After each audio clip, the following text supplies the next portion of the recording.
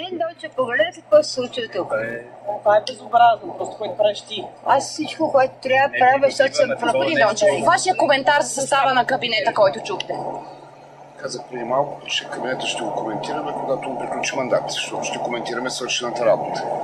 Това аз мога да кажа, че е добър опит да се търси политическа неутралност и професионализъм. Имате ли забележки по определени кандидатури?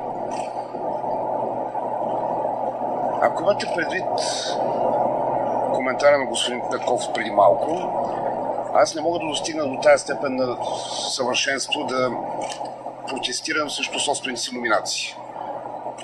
Защото този процес, ако го доведете до край, върховата му точка би означало да оглавите процес срещу себе си.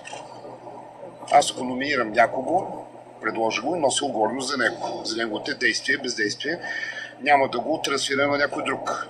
Впрочем, с шок, днес изненада, чух от Денков вчера, че министъра на иновациите и растежа на туризма също били наши. Което е... Ще да кажа нещо друго, да кажа, че е комично. Въпрос имате ли?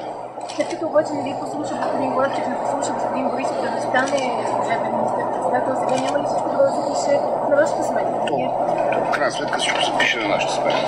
Каквото и да се случи, кой каквото и да направи, всичко се пише на нашата сметка. Господин Дончев, как оценявате? Как оценявате, господин Дончев? Мнението на господин Петков, че ще саботира Министерството на транспорта. Не, ще изключи министър от партията си. Знаете ли,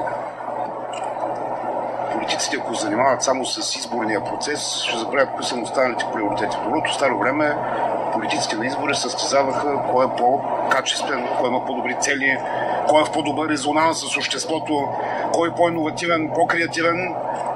Не можете да фокусирате резултата от изборите да е функция на някой министър, на някой чиновник. Това е патология. И обичайно издава безпомощност и съмнение в собствения резултат. Как оценявате политическото самочувствие на ППДБ? Айде стига сме и коментирали нещо друго. Кажете МВР ли Че ще заедно правят с избори? ДПС подкрепяте Калин Стоянов и Борислав Саратов.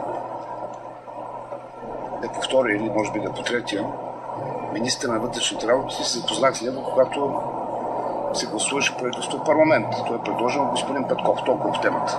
Други въпроси. С ваше МВР ли ще се правят избори? Димитър Главчев, там ли е С ваше МВР ли ще се правят избори? Край на цитата.